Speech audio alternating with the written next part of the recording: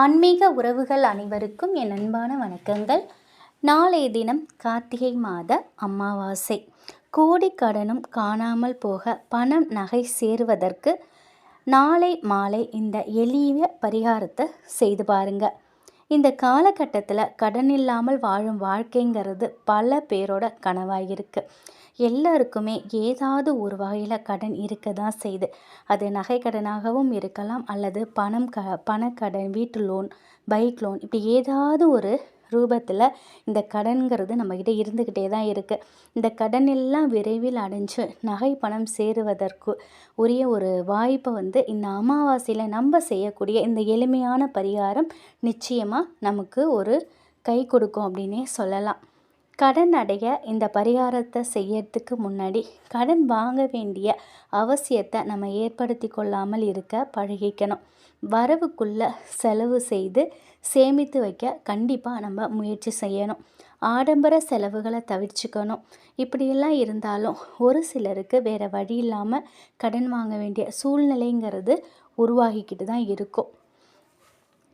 இந்த மாதிரி சூழ்நிலையில் இருக்கிறவங்க ரொம்ப எளிமையான இந்த உப்பு பரிகாரத்தை செய்து பாருங்கள். இந்த பரிகாரத்தை நாளை மாலை 7 மணிக்குள் செஞ்சிடணும். ஒரு வெள்ளை துணி எடுத்துக்கோங்க.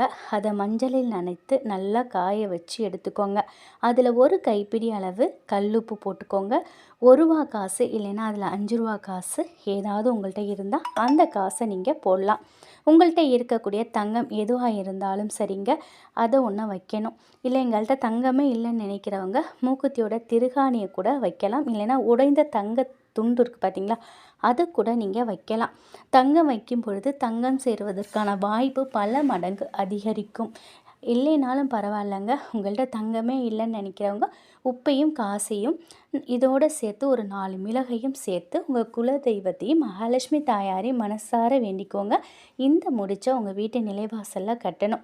இந்த முடிச்சு 1 மாதம் உங்களோட வீட்டோட நிலைவாசலில் அப்படியே இருக்கட்டும். அடுத்த அமாவாசை எடுத்துகிட்டு புதுசாக ஒரு முடிச்சை தயார் பண்ணி வைக்கலாம். இந்த முடிச்சை நீங்கள் மாற்றும் பொழுது உப்பையும் மிளகையும் மட்டும் நீங்கள் எடுத்துடலாம். அதை எடுத்துகிட்டு திரும்பி அந்த துணியை மஞ்சள் தண்ணியில் நனைச்சிட்டு நீங்கள் எப்பொழுதும் பயன்படுத்தின அந்த காசு, அந்த தங்கம் ரெண்டுத்தையும் நீங்கள் பயன்படுத்திக்கலாம். இந்த பழைய முடிச்சில் உள்ள கல்லுப்பையும் மிளகையும் நீங்கள் தண்ணியில் கலந்து ஓடுற தண்ணீரில் விட்டுடலாம். இல்லைன்னா கால்படாத இடத்துல போட்டுடலாம். நீங்கள் இந்த பரிகாரம் செஞ்சுட்டு உங்கள் வீட்டிலேருந்து வேறு வீட்டுக்கு போகிறீங்க. இப்போ வாடகை வீட்டில் இருக்கீங்க, சொந்த வீடு கட்டிட்டு அந்த வீட்டுக்கு போகிறீங்க அப்படின்னா இந்த முடிச்ச கழற்றி உப்பையும் மிளகையும் கால்படாத இடத்துல போட்டுட்டு காசையும் தங்கத்தையும் புது வீட்டுக்கு எடுத்துகிட்டு போய் அதே மாதிரி ஒரு முடிச்சு செஞ்சு வச்சுக்கோங்க.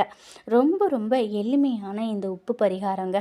இதை செய்யறதுனால நம்முடைய வாழ்க்கையில் நல்ல முன்னேற்றங்கள் வருங்கிறது கட்டாயம் செய்யலாம். இதற்கு நீங்கள் செய்ய போகிறது கொஞ்சம் கல்லுப்பு, 1 ரூபா காசு இல்லை 5 ரூபா காசு, 4 மிளகு, உங்கள்கிட்ட இருக்கக்கூடிய தங்கத்தில் ஏதாவது ஒரு திருகாணி, மூக்குத்தி திருகாணியை கூட நீங்கள் யூஸ் பண்ணிக்கலாம். இதை நீங்கள் செய்யும் பொழுது ஒவ்வொரு அமாவாசையும் இதை நீங்கள் செய்துக்கிட்டே வாங்க. நான் ஒரு அமாவாசை செஞ்சுட்டு எனக்கு என்னோடய கடன் அடையலை, எனக்கு பணம் சேரலை அப்படின்னு நினைக்காதீங்க. ஒவ்வொரு மாதமும் அமாவாசை தொடர்ந்து செஞ்சுக்கிட்டு வாங்க. வெகு விரைவிலேயே உங்களுக்கு நிச்சயமாக ஒரு நல்ல மாற்றம் வருவதை உங்கள் வீட்டில் நீங்கள் உணரலாம். எப்பொழுதும் நம்ம உழைப்போடு சேர்த்து இது போன்ற ஆன்மீக பரிகாரங்கள், வழிபாடுகள் செய்யும் பொழுது கடவுளின் துணையோடு நம்மளுடைய முயற்சிகள், வேலையில் இருக்கக்கூடிய நம்ம வேலை சம்மந்தமாக இருக்கக்கூடிய அனைத்து முயற்சிகளும் நமக்கு நல்ல விதமாக அமையும். அதே மாதிரி பண வரவுக்கு நமக்கு நல்ல ஒரு முன்னேற்றகரமான ஒரு வாழ்க்கையை ஏற்படுத்தி கொடுத்தும் பண வரவும் அதிகரிக்கும். கடன் இல்லாத ஒரு வாழ்க்கையை வாழ முயன்ற அளவுக்கு கடன் வாங்காமல் நமக்கு வரக்கூடிய அந்த வருமானத்தை நம்ம செலவு போக சேமிக்கிறதுக்கு நம்ம முயற்சி பண்ணணும். அதே மாதிரி ஆடம்பர செலவுகளை நம்ம தவிர்த்துக்கிடணும்.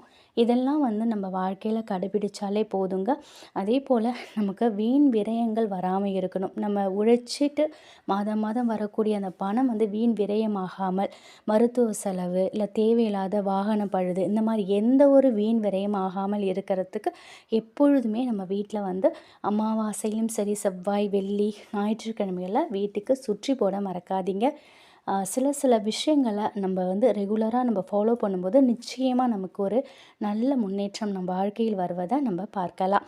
எப்பொழுதும் எந்த ஒரு வழிபாடும் பரிகாரம் செய்தாலும் நம்முடைய குலதெய்வத்தை மனசார நினச்சிக்கிட்டு செய்யுங்க. அனைத்துமே நிச்சயம் வெற்றியாகும். இந்த தகவல் உங்களுக்கு பயனுள்ளதாக இருக்கும் அப்படின்னு நம்புகிறேன். நன்றி.